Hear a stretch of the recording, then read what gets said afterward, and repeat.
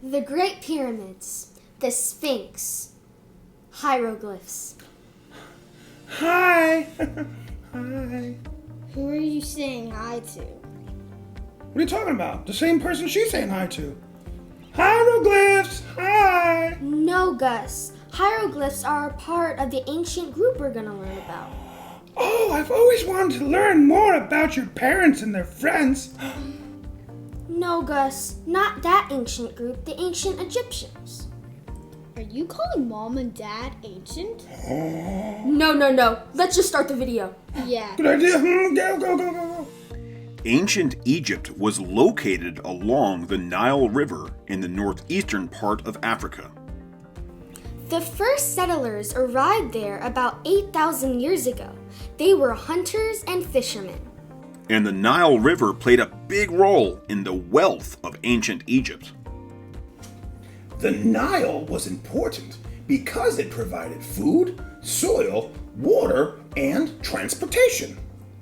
Each year, huge floods would come, but they would actually help provide fertile soil for growing food. They had become experts in irrigation and were able to use the water from the Nile to grow rich and profitable crops. And because of this, great Egyptian cities developed along the Nile River. The Egyptians identified 3 different seasons: Akhet, which meant flooding, Peret, which meant planting, and Shema, which meant harvesting. The flooding season began in June to September. And once the floodwaters had withdrawn, the growing season began in October all the way through February. From March to May, farmers would harvest their Crops. Good job. She got it! Papyrus, which grew on the banks of the Nile River, was used to make paper. And this was very important to the ancient Egyptians, which we're going to learn about in a few minutes. Ancient Egypt was divided into 3 major kingdoms.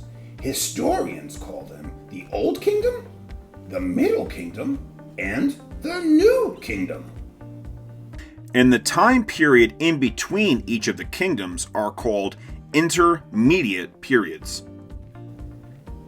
Ancient Egypt was split up into many different regions called sepets. The first regions were formed during the pre-dynastic period. They were small city-states that ruled themselves. Sepets are similar to counties like many countries still have today.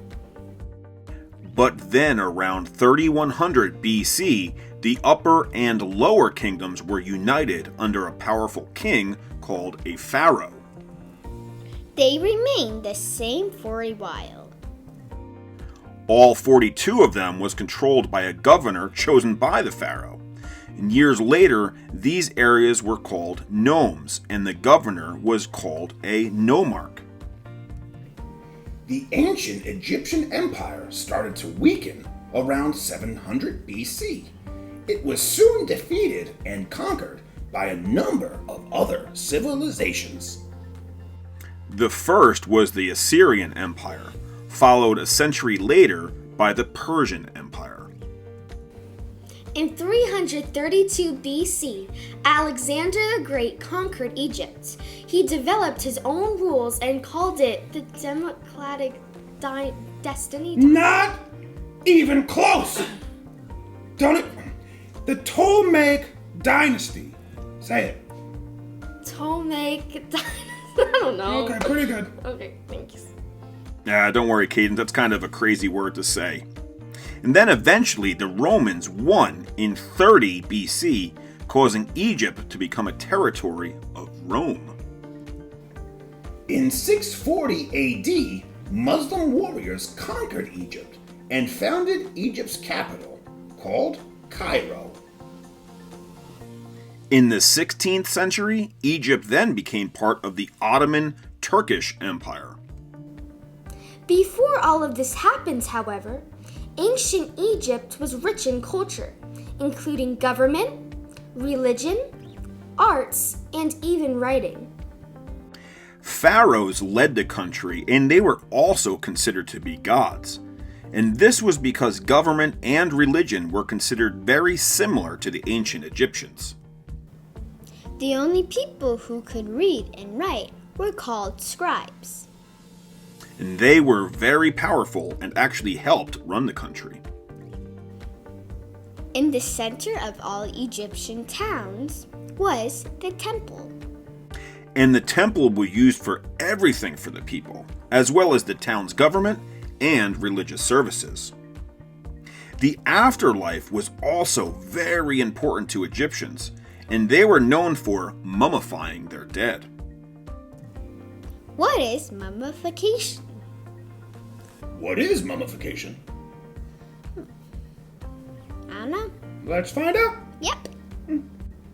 Mummification is turning a dead body into a mummy. First, they would wash the dead body with wine and water from the Nile, as well as take out all of the organs except the heart. Interesting. And next, the dead body was covered with salt for 40 days to get rid of all of the water and moisture that the body still had. Then, they wrapped up the body in delicate cloth bandages. And finally, they would put the mummy in several different coffins, finally placing it inside of a tomb. Hey, guess what? Did you know that the unwrapped bandages of an ancient Egyptian mummy could stretch for almost 1 entire mile? And mummies are actually very valuable to scientists because they tell them about how the ancient Egyptians used to live. When you think of ancient Egypt, you may think of pyramids. And there are actually over 130 pyramids that have been discovered in Egypt.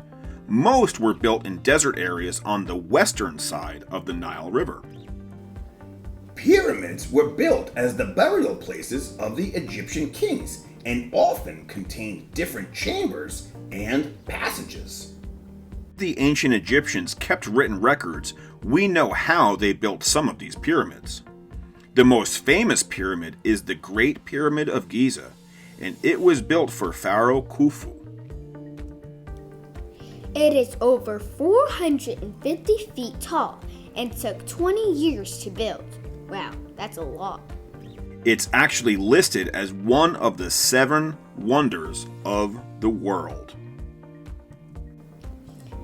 What are you here for? Moral support. Moral support. Go ahead. Okay. You also may have heard about the great Sphinx of Giza. Giza. Giza. Giza! Good job. She got it. It is actually one of the largest and oldest statues in the world, and it's believed to be created around 2500 BC. The Great Sphinx is 241 feet long and 20 feet wide and 66 feet tall. And hey, guess what? Did you know that they built Sphinx statues to keep guard over areas like tombs and temples? Egypt had writing called hieroglyphics. Oh, hieroglyphs. Now I get it. And this is one of the oldest written languages in the world. Hieroglyphics date back to 3200 BC. A hieroglyph can be either a word or a sound. Hieroglyphs were used on stone monuments or in tombs for public purposes, often used for political reasons. The Egyptian alphabet had more than 700 hieroglyphs. Wow, that's a lot. And here are a few more fun facts about ancient Egypt. The ancient Egyptians invented lots of things we still use. Things like paper, pens, locks and keys, and believe it or not, even toothpaste, which doesn't really matter for me. And both Egyptian men and women wore makeup? They thought makeup had power to help heal, but it also helped to protect their skin from the sun. To help with infections, they used moldy bread. And last but not least, they were one of the first civilizations to invent writing on paper called papyrus, which, if you remember, we mentioned in the very beginning of this video. Well, hey, guess what? Now we all know more about ancient Egypt.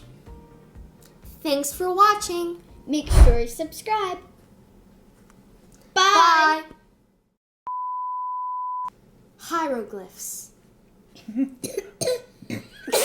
Conquered Egypt.